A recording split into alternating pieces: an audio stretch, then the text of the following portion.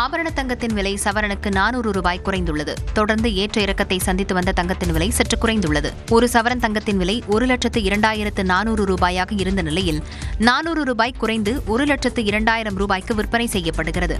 1 gram தங்கத்தின் விலை 12,800 ரூபாயாக இருந்த நிலையில் 50 ரூபாய் குறைந்து 12,750 ரூபாய்க்கு விற்பனை செய்யப்படுகிறது. தினமும் அதிகரித்து வந்த வெள்ளியின் விலையும் சற்று குறைந்துள்ளது. 1 கிராம் வெள்ளியின் விலை 5 ரூபாய் குறைந்து 272 ரூபாய்க்கு விற்பனை செய்யப்படுகிறது.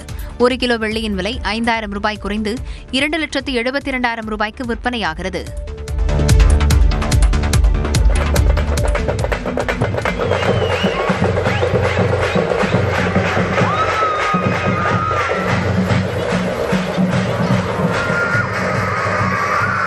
பாளையங்கோட்டை அருகே உள்ள கல்லூரியில் பொங்கல் பண்டிகை கொண்டாட்டம் விமர்சையாக நடந்த காட்சிகளே இவை. நெல்லை பாளையங்கோட்டை அரசு சித்த மருத்துவக் கல்லூரியில் 800க்கும் மேற்பட்ட மாணவ மாணவிகள் பயின்று வருகின்றனர். தை திருநாளையொட்டி இந்த கல்லூரியில் தமிழ் நிறை பொங்கல் என்ற தலைப்பில் கொண்டாட்டங்கள் நடந்தன. இதில் மாணவ மாணவிகள் பாரம்பரிய உடை அணிந்து ஆர்வத்துடன் பங்கேற்றனர். மேலும் கல்லூரி முழுவதும் அலங்காரம் செய்யப்பட்டிருந்தது.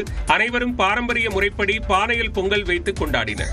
நாங்க தமிழர்களோட பண்பாடுகளை எடுத்துக்காட்டுற விதமா கலாச்சாரத்தோட சேலை வேஷ்டி இந்த மாதிரிலாம் இது பண்ணி செலிப்ரேட் பண்ணிருக்கோம். அனைவருக்கும் இனிய பொங்கல் நல்வாழ்த்துக்கள். பொங்கல் ஃபர்ஸ்ட் காலேஜ்ல செலிப்ரேட் பண்றது கொஞ்சம் நல்லா இருக்கு, ஹாப்பியா இருக்கு, என்ஜாய் பண்றோம், ரொம்பவே என்ஜாய் பண்றோம். ரொம்ப நாள் கஷ்டப்பட்டு நீட் இந்த மாதிரி ஜேர்னிக்கு அப்புறமா ஒரு என்ஜாய்மெண்ட் ரொம்ப நல்லா இருந்துச்சு. நண்பர்களுடன் பொங்கல் கொண்டாடியது மகிழ்ச்சி அளிப்பதாக மாணவ மாணவிகள் தெரிவித்தனர். ஆந்திர மாநிலம் விசாகப்பட்டினத்தில் வெவ்வேறு கடைகளில் நகை திருட்டில் ஈடுபட்ட பெண்களை காவல்துறையினர் கைது செய்தனர்.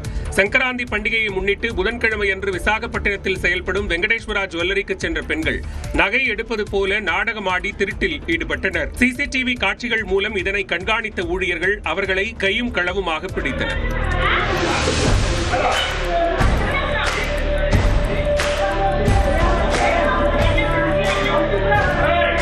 இதேபோன்று வியாழனன்று கஜுவாகா ஹோம் என்ற கடையில் நகை திருட்டில் ஈடுபட்ட பெண்கள் கைது செய்யப்பட்டனர்.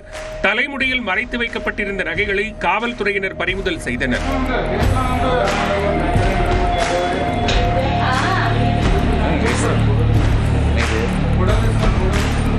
பண்டிகையை முன்னிட்டு நகைக்கடைகளில் திருட்டுச் சம்பவங்கள் அதிகரித்து வருவதாக உரிமையாளர்கள் தெரிவித்துள்ளனர்.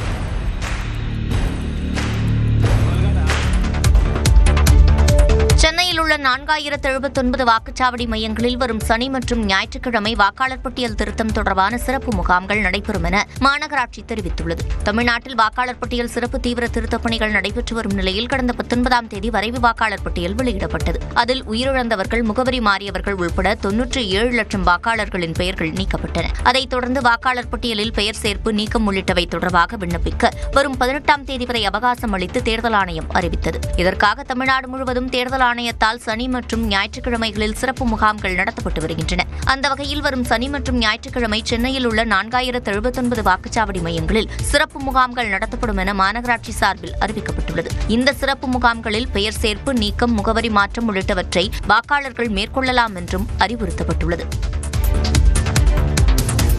பாஜக தேசிய செயல் தலைவர் நிதின் நவீன் 2 நாட்கள் பயணமாக வரும் 10ஆம் தேதி தமிழ்நாடு வரவிருக்கிறார். வரும் சனிக்கிழமையன்று கோவையில் உள்ள SNR ஆடிட்டோரியத்தில் பாஜக தொழில் பிரிவு சார்பில் நிகழ்ச்சி நடைபெறவுள்ளது.